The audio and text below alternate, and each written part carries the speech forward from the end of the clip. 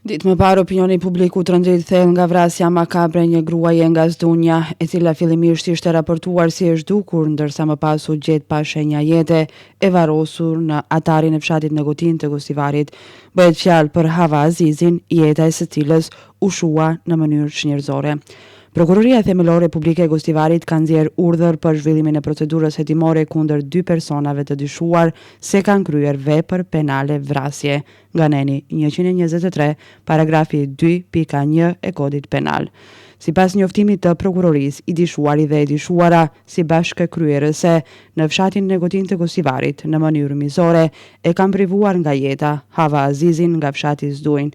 Viktimën e kanë marrë para shtëpisë së saj më 7 vjetor dhe e kanë dërguar në shtëpinë e të dyshuarve, ku kanë filluar një konflikt për disa mosmarrveshje.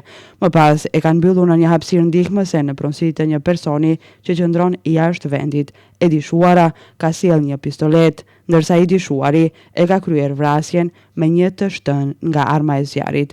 Ajo që e bën këtë rast edhe më të rëndë është mënyra e fshehjes së krimit. Pas vrasjes të dy të dyshuarit, burë e grua, nga fshati Negotin, me ndihmën e një karoce e kanë futur trupin e viktimës në një automjet dhe e kanë dërguar në një zonë rurale të fshatit Negotin, ku e kanë vendosur në një grop të hapur, e kanë djegur dhe e kanë mbuluar me dekë dhe sende të tjera. Prokurori publik i ka dorëzuar gjyqtarit të procedurës paraprake të gjykatës themelore në Gostivar propozim për përcaktimin e masës së paraburgimit për të dy të dyshuarit.